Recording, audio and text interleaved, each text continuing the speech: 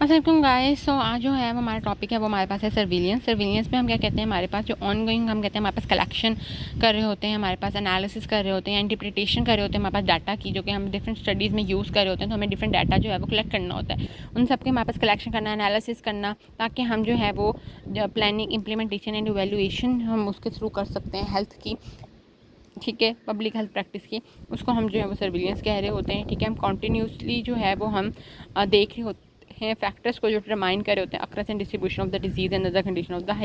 Health. यानी हम जो है वो कॉन्टीन्यूसली ऐसे जो हैं वो हमारे पास जो है वो फैक्टर्स जो है वो हम देख रहे हैं, जिसकी वजह से हमारे पास जो है वो डिजीज़ या हमारे पास डिस्ट्रीब्यूशन ऑफ द डिजीज़ या अक्रस जो है वो हमारे पास हो सकती है।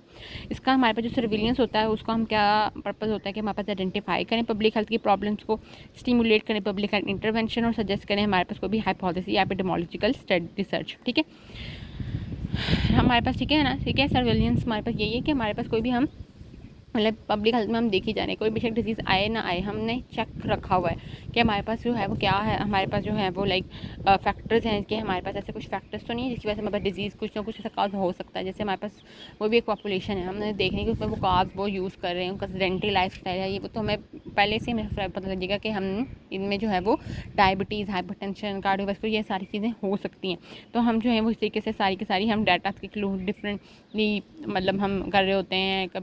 ठीक है, हम फॉर्म्स वगैरह भेज कर तो हम जो है वो डाटा कलेक्ट करते रहते हैं पब्लिक हेल्थ से कि हमारे पास, ताकि हम जो है वो बता सकें कि ऐसा कुछ होने वाला तो नहीं है जिसमें हम फिर इस तरह से हम इंटरवेंशंस पहले से ही हम दे दें। हम कहते हैं गोल्ड स्टैंडर्ड, हम कहते हैं हमारे पास जो है वो कोई भी डायग्नोस्टिक प्रोसीजर होता है जो कि बिलीव होता है कि वो हमारे पास बहुत ज़्यादा सर्टेनिटी के साथ, बहुत ही श्योरिटी के साथ हमारे पास आइडेंटिफाई करता है डिजीज़ को, जैसे biopsy for the prostate cancer. तो हम इसमें गोल्ड स्टैंडर्ड टेस्ट भी यूज़ कर सकते हैं अगर कोई डिजीज़ हमारे पास ऑलरेडी आ चुका हुआ है, कि हमारे पास उस डिज़ीज़ को सर्टेनिटी के साथ चेक करने के लिए।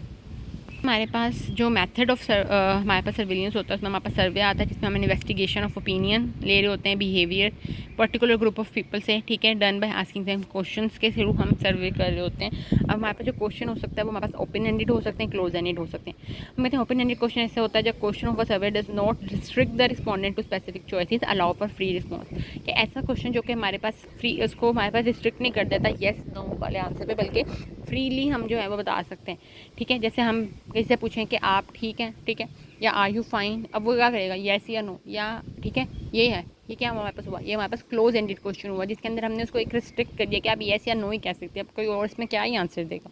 लेकिन अगर हम पूछते हैं कि आपका क्या हाल है, ठीक है, हाउ आर यू, वो उसके पास देन डिटेल ऐड कर सकता है वो कि हाँ भाई मुझे ये हुआ है, मुझे ये हुआ है, या जो वट्स है वो हमारे पास डिटेल ऐड करना चाहे। जैसे what are your opinions about our product, अब हम उसमें क्या पूछ रहे हैं, आपकी क्या ओपिनियन है हमारे प्रोडक्ट के बारे में, कि वो अच्छा है, बुरा है, एवरेज है, जो भी है। क्लोज एंडेड में क्या करें, are you satisfied with our product, कि अब उसमें हमारे पास क्या है कि वो तो येस कहेगा या फिर नो कहेगा। तो हम ओपन एंडेड क्वेश्चंस भी कर सकते हैं, हम क्लोज एंडेड क्वेश्चन भी कर सकते हैं। इसके अलावा हम कहते हैं हमारे पास पार्टिसिपेंट की हम ऑब्जर्वेशन भी कर सकते हैं। Method of data collection in which research participant जो होता है वो हमारे पास ऑब्जर्व हो रहा होता है। जैसे हमारे पास हम उसको कुछ भी हम कह रहे होते हैं तो हम उसको ऑब्जर्व करें कि अच्छा वो बात कैसे कर रहा है, उसकी बॉडी लैंग्वेज कैसी है, तो इस तरह से हम ऑब्जर्व कर सकते हैं। या वो खाना किस तरह से ले रहा है, उसकी डाइट क्या है, उसका लाइफस्टाइल कैसा है, वो सारी चीज़ें हम उसमें ऑब्जर्व कर सकते हैं। फिर हम कहते हैं हमारे पास वर्बल ऑटोप्सी एक टर्म होती है जिसमें हमारे पास असाइन कर रहे होते हैं cause of the death based on an interview.